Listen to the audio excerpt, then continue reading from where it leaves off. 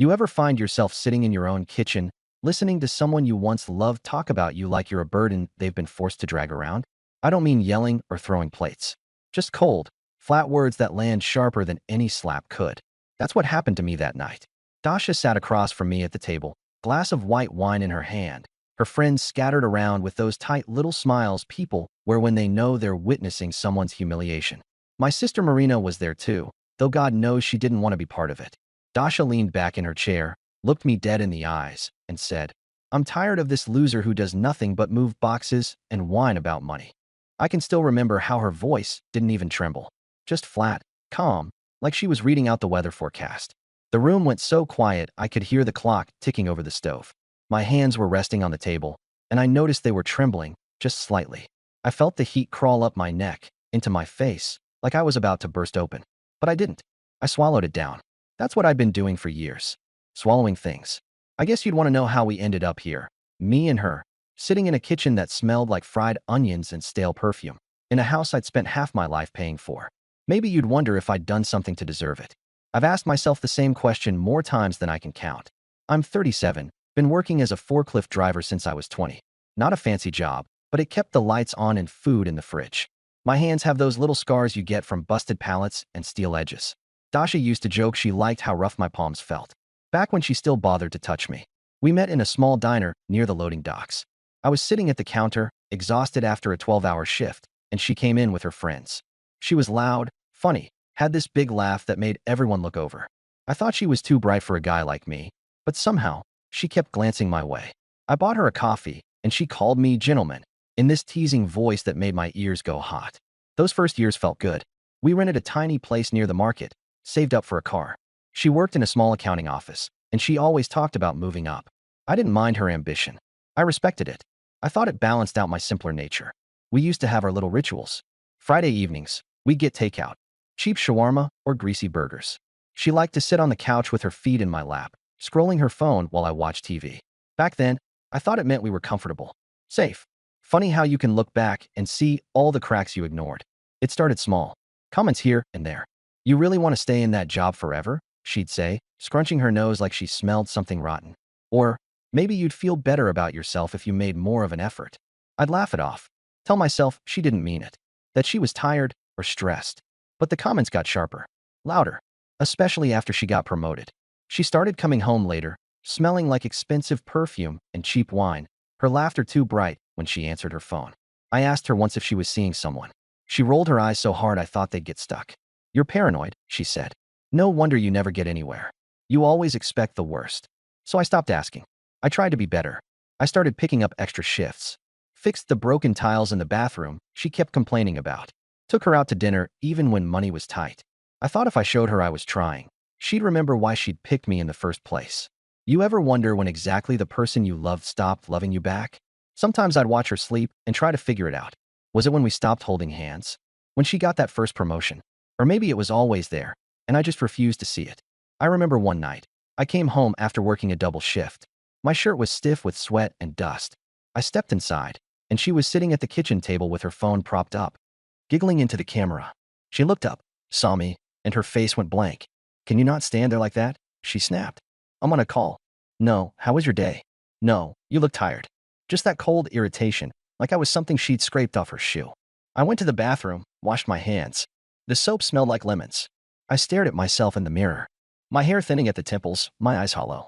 I thought, maybe she's right. Maybe I really am nothing. I wish I could say that was the worst moment. It wasn't. It just kept getting worse. And it led me here. To that kitchen. To the night she finally decided to tear off the last scraps of respect in front of everyone we knew. When she said those words, "I'm tired of this loser who does nothing but move boxes and whine about money," something in me went quiet. Not broken. Just done. And I don't know if you'd have felt the same. Maybe you'd have yelled. Maybe you'd have thrown your glass across the room. But I just sat there, my hands trembling, and thought, I don't have to sit here anymore. I don't have to let her strip me bare in front of the people I love. But that's another part of the story. I keep thinking about that first year we lived together. We didn't have much. A sagging couch that smelled faintly of old cigarettes, chipped mugs we'd bought at a yard sale, a little TV that flickered if you moved too fast. But back then, none of it felt like a burden. We used to lie on that couch, her head on my chest, and talk about all the things we were going to do. Trips we couldn't afford. A bigger place with a proper kitchen. Maybe a dog. I'd listen to her plans and feel proud she believed I'd be there for all of it. It sounds stupid now, but I really thought working hard was enough. I thought coming home every day, bringing my paycheck, fixing things when they broke, that was how you showed you cared. She used to say she liked that about me, that I was steady, predictable. "You're my rock," she'd whisper, her fingers tracing the lines of my jaw. And for a while, I believed her. But little by little, that admiration turned into something else. She started talking about her colleagues, about the nice suits they wore, the vacations they took. She'd come home with new clothes, expensive shoes. I'd look at the receipts and feel this dull ache in my gut, but I never said much. I didn't want to be the man who counted every dollar. Then came the complaints. "Why do you always smell like the warehouse?" she'd say, wrinkling her nose when I came in after a shift. "I work in a warehouse," I'd answer, trying to keep my voice level. "Other men figure out how to move up," she'd mutter, pouring herself a drink. Sometimes I'd hear her on the phone, laughing that bright laugh she never used with me anymore. One night, she left her phone on the counter while she showered. A message popped up, "Had fun tonight. Let me know when you're free again." I stared at it for a long time. My hands were shaking. I didn't open it. Maybe I should have. Maybe it would have made things clearer. But part of me didn't want to know. I told myself it was a coworker. Just harmless. I wish I could say I was blind because I trusted her. But truth is, I was afraid of what would happen if I admitted she'd stopped caring. The next morning, I asked if she was happy. Just that. She looked up from her coffee, her hair still damp from the shower, and said, "Do you want an honest answer?" I nodded. She didn't say anything for a moment, just stared at the steam rising from her cup. Then she shrugged. "I don't know anymore." That should have been the moment I packed my bag. But I didn't. I tried harder instead. I picked up extra hours, thinking more money would fix things. I cleaned the house before she got home, made her tea the way she liked it, with too much sugar. Sometimes she'd smile, but it never reached her eyes. She started going out more. Work dinners. Weekend trips with the girls. She'd come back tired, her face blank, and go straight to bed. If I tried to talk, she'd pretend to fall asleep. I remember one Saturday morning, I made breakfast. Pancakes, eggs, bacon, the works. I thought maybe we could sit together like we used to. She walked into the kitchen, glanced at the table, and sighed. "I'm meeting Lena in an hour," she said, picking at her nails. "I don't have time for this." She didn't even taste the food, just grabbed her purse and left. I sat there alone, the house too quiet, the smell of bacon turning my stomach. You ever feel like you're screaming inside, but no one hears you? After a while, I stopped making breakfast, stopped asking where she was going, stopped trying to touch her at night. One evening, I came home and found her sitting on the couch with her laptop. She didn't look up when I walked in, didn't say hello, just kept typing. I stood there a minute, waiting. When she didn't speak, I went to the kitchen and poured a glass of water. That was our routine by then. She was always tired, always busy, always somewhere else. I started sleeping on the far edge of the bed. Eventually, I took an old blanket and moved to the couch. It felt less humiliating. I'd wake up early, shower in the dark so I wouldn't disturb her, and leave before sunrise. I told myself it was better this way. Less fighting, less chance of hearing the things she'd started to say when she was angry. Sometimes, though, the words slipped out anyway. "Maybe if you had an ounce of ambition, we wouldn't be stuck in this dump," she spat one night when I forgot to take out the trash. I didn't answer. Another time, she sneered. "You really think anyone respects you? You're just a man who moves boxes around." I swallowed that too. You'd think it couldn't get worse. But it did.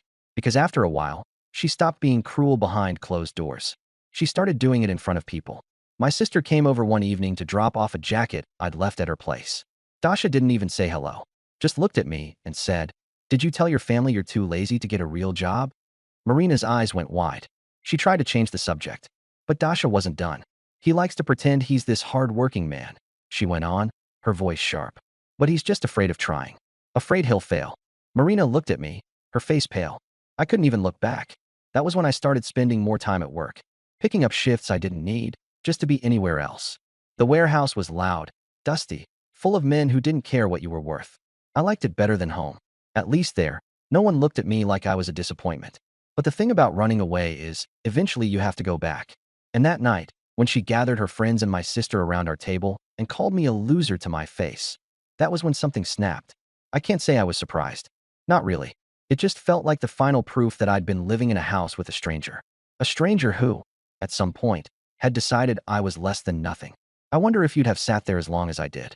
I wonder if you'd have tried as hard to fix something that was already dead. I guess that's the thing about love. You don't always notice when it turns into something else. Something that hurts you every single day. After that dinner, I didn't come home for 2 nights. I slept in the back of my truck the first night, just parked behind the warehouse where I worked. The air smelled like diesel and damp cardboard, but it felt more like home than the place I'd left behind. I lay there staring at the ceiling, my neck stiff against the seat, wondering when exactly I'd stopped being her husband and started being her target. You ever catch yourself thinking it would be easier if you just disappeared? Not in some dramatic way, just stopped existing in her world. On the second night, I drove around until I ended up at an all-night diner off the highway. It smelled like burnt coffee and old grease. I sat there for hours, nursing the same cup of coffee while the waitress gave me pitying looks. I must have looked like hell. At some point, my phone buzzed. I didn't even have to look to know it was her. I didn't pick up. I knew if I heard her voice, I'd go back. When I finally walked through the front door on the third morning, she was sitting on the couch, her arms folded tight across her chest. "Where the hell have you been?" she demanded, her voice brittle. I set my keys on the counter. My hands felt numb. "Does it matter?" Her eyes narrowed. "You can't just disappear because you don't like the truth." I almost laughed, but there was nothing funny about any of this. "I didn't disappear," I said quietly. "I just needed to remember who I was before you decided I was nothing." For a second, she looked almost startled, but then her mouth twisted and she turned away. I went to the bedroom and started pulling clothes out of the closet. She didn't stop me, didn't ask me what I was doing, just sat there, scrolling her phone. I think that was when I knew it was really over. But even then, part of me felt this stupid ache. Like maybe if I tried one more time, if I said the right words, she'd remember we used to love each other. You ever feel ashamed of hoping for scraps? That night, I didn't sleep. I lay on the couch staring at the ceiling, listening to her soft breathing from the bedroom. I thought about how many nights I'd lain awake, wondering what I'd done wrong. The next morning, I didn't bother making coffee. I just left. At work, the guys could tell something was off. My friend Anton clapped me on the back and said, "Rough night." I shrugged. Something like that. He didn't push. That's the thing about men like us. We don't ask questions we don't want the answers to. Later that day, I was stacking pallets when my phone buzzed again. A message this time, not from her. It was Lyra, one of Dasha's friends. The one who'd always been polite to me, even when the others pretended I didn't exist. "Hey, I know it's not my place, but if you want to talk, you don't deserve how she treats you." I stared at the screen for a long time. My first instinct was to ignore it, but something in me cracked open. I texted back, "Thanks. I don't know what to say. Just say you're okay." "I'm not," I wrote. There was a long pause. Then she sent another message. "You want to get some air? I'm around tonight." I didn't answer right away, but when my shift ended, I found myself driving toward the little park behind the supermarket. It was almost dark, the streetlights flickering on. Lyra was waiting near the benches. She had a long gray coat on, her hair pulled back. When she saw me, she gave this small, sad smile. "Hey," she said softly. "Hey." My voice felt rusty. We sat down on the bench. For a while, neither of us said anything. Finally, she spoke. "I'm sorry about the other night." I shook my head. "Not your fault. She shouldn't have done that. Not in front of everyone. She's been doing it for a long time. Just not always with an audience." Lyra sighed, wrapping her arms around herself. "You know she talks about you to everyone. Like you're less." I closed my eyes. "Yeah. She tells people you're holding her back. That you're a mistake she doesn't know how to undo." I felt something in my chest tighten, like a fist closing around my heart. But I didn't look away. "I guess I always knew," I said quietly. "I just didn't want to admit it." Lyra turned to face me. "You're not the problem. You've never been the problem." For a second, I didn't trust myself to speak. "She used to be kind," I whispered. "I don't know what happened." "People change," she said. "Or maybe they just stop pretending." We sat there in the dark, listening to the wind rustle the leaves. "You deserve better," she said finally. I didn't answer, but I think she could tell I believed her. When I got home that night, the house felt colder than ever. Dasha was in the kitchen, scrolling her phone. She looked up when I walked in, her expression flat. "You're late," she said. I set my keys on the table. "I'm moving out." Her eyebrows shot up. "What?" "I'm done." She opened her mouth like she was about to argue, but nothing came out. I turned and walked to the bedroom. Started packing. She didn't follow me. Didn't ask me to stay. And somehow, that hurt more than anything she'd ever said. The day I packed my things felt almost like any other. I woke up before dawn, made coffee in the chipped white mug she never used, and sat in the kitchen while the sky turned from black to that pale, ugly blue. The air smelled like cold toast and stale perfume. She didn't get up to see what I was doing. I guess part of her thought I was bluffing, that I'd go to work, come back, pretend nothing had happened. I folded my clothes in a neat pile, wrapped them in an old blanket. I took my toolbox, the one I'd had since I was 19, and set it by the door. Packed up the work boots she always complained about, the ones I left by the radiator. When I walked back into the bedroom, she was sitting up, her hair messy around her face. She looked tired. Maybe she was. "So that's it," she asked, her voice flat. I didn't answer right away. Just picked up my phone charger, shoved it in the bag. You're just going to run away? She pressed. I turned to look at her. I'm not running. You think you're some kind of hero? Her lip curled. You think you're better than me now? I shook my head. No. Just done. Her eyes flashed, and for a second, I thought she might throw something. But she didn't. She just crossed her arms and looked away. You'll come crawling back, she muttered. You can't survive without me. I almost laughed. Not because it was funny. Because it was so far from the truth, I didn't have the energy to argue. I zipped the bag, slid the toolbox under my arm. Before I left, I glanced around the room one last time. The curtains she'd picked out, the dresser I'd built, the dent in the wall from the time she'd slammed the door so hard the knob punched through the plaster. Nothing in there felt like home anymore. I set the keys on the kitchen table, and then I walked out. It was early enough that the air was still cool. My breath came out in little white puffs. I stood there a moment, looking at the house, wondering why I'd stayed as long as I did. You ever hold on to something so hard you don't notice it's already gone? I drove to the warehouse, parked in my usual spot. Sat there with the engine off, the radio humming static. My phone buzzed, and I knew it wasn't her. You okay? Lyra again. I stared at the screen. My thumb hovered over the keyboard. Yeah, I typed. Moving out. Do you want company? I didn't answer right away, but the thought of sitting alone in a cold garage all night. Sure, I finally wrote. I'll bring coffee, she replied. I spent the rest of the day loading crates, moving pallets. The work felt good. Heavy. Real. Every time I lifted something, I felt a little lighter inside. By the time my shift ended, the sun was sinking behind the roofs. I drove back to the garage I rented behind an old mechanic's shop, pulled the door shut, turned on the little space heater. The concrete floor smelled like oil and dust. Half an hour later, her headlights swept across the walls. I opened the door, and she stepped inside, her hands wrapped around 2 paper cups. Hi, she said softly. Hey. My voice cracked a little. She looked around, taking in the folding chair, the pile of blankets, the toolbox. It's cozy, she tried. I laughed once, tired. Sure. She handed me a cup. The coffee was hot, sweet. I cupped my hands around it, feeling the warmth seep into my skin. For a while, we didn't talk. Just sat there, listening to the hum of the heater. You know, she said finally, you don't have to be ashamed. I frowned. Of what? Leaving. Wanting something better. I swallowed. Feels like failing. It's not, she said, her voice steady. You tried. That counts for something. I didn't know what to say to that. She reached over, laid her hand on mine. Her fingers were small and warm. You're not the man she says you are, she whispered. For a long time, I stared at her hand. I thought about all the nights I'd sat in that house, believing every word Dasha threw at me. And then I thought, maybe she was wrong. Maybe I wasn't worthless. I looked up, met Lyra's eyes. She didn't look away. That night, we talked until the sky turned pale again. About everything and nothing. About the way people change. About how sometimes, walking away isn't weakness, it's the only thing left to do. At some point, she shivered. I offered her the blanket. She took it, but didn't move away. You want to go back to your place? I asked quietly. She shook her head. I don't want to leave you alone. I didn't argue.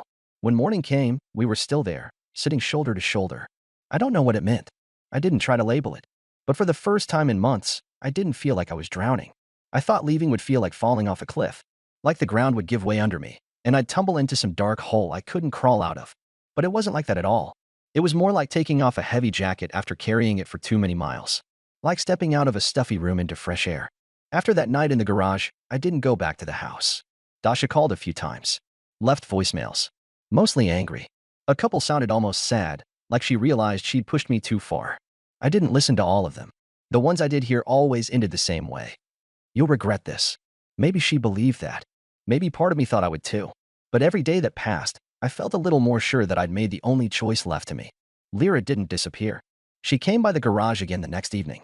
Brought a bag of sandwiches and a folded blanket. She didn't say much at first, just sat across from me and watched me work on an old radio I'd found in a junk pile. You always fixing something, she teased gently. I shrugged. Makes me feel useful. You are, she said. No hesitation. No forced kindness. Just the truth. We started spending more time together. At first, I told myself it was just company. Someone to talk to so the nights didn't feel so empty. But it was more than that. She listened. Not like someone who was waiting for her turn to talk. Like someone who actually cared. One Sunday morning, she helped me move the last of my things into a small flat over a hardware store. The place smelled like paint and dust, and there were boxes everywhere. I remember standing in the middle of the room, feeling a little overwhelmed. You okay? She asked, setting down a kettle. Yeah, I said. Then, before I could think too hard about it, I added, stay a while. She smiled. I was hoping you'd ask. That afternoon, we unpacked the kitchen. She organized the mugs by size. I stacked plates. We ordered cheap pizza and sat on the floor, eating straight from the box. When I looked over at her, she had a bit of sauce on her cheek. I don't know why that moment stuck with me. Maybe because it was so simple, so normal, and it felt better than anything I'd known in years. I asked her, "Why are you here?" She didn't pretend not to understand. "Because you deserve someone who doesn't make you feel small," she said. "And because I like you." I swallowed, my throat tight. "Is that enough?" She reached over, took my hand. "It's a start," she whispered. That night, after she left, I stood at the window, looking down at the street. The neon sign from the hardware store buzzed faintly. The radiator clicked and hissed. I felt peaceful. You ever have that feeling? Not fireworks or racing hearts. Just a quiet certainty that maybe things will be okay. The next weeks were a blur of small changes. I started taking better care of myself. Stopped sleeping in my work clothes. Cooked real meals instead of eating whatever I could grab on the way home. I even signed up for a forklift certification class, something I'd put off for years. Lyra was there through all of it. Never pushing. Never judging. Just steady. Sometimes, late at night, I'd catch myself smiling at nothing. Remembering how Dasha used to make me feel like I was less. How I'd believed her. I don't believe her anymore. I believe Lyra when she says I'm a good man. I believe the way her hand feels in mine when we walk to the corner shop for bread and milk. I believe the way she looks at me like I'm enough. A few days ago, we were sitting in the little kitchen, drinking tea. She reached across the table, brushed her thumb over my knuckles. "Do you ever miss her?" she asked. I thought about it. About all the years. All the memories. All the times I tried to be something I wasn't for someone who didn't care. "No," I said finally. "I don't." And I meant it. She smiled. "Good. We didn't need to say more. I'm not going to pretend everything's perfect now. I still have days when I feel that old ache in my chest. When I wonder if I should have left sooner. But most days, I wake up, see her next to me, and think, I did the right thing." You ever wonder how much better life can get when you finally stop trying to fix something that's already broken? I don't have to wonder anymore. I'm living it.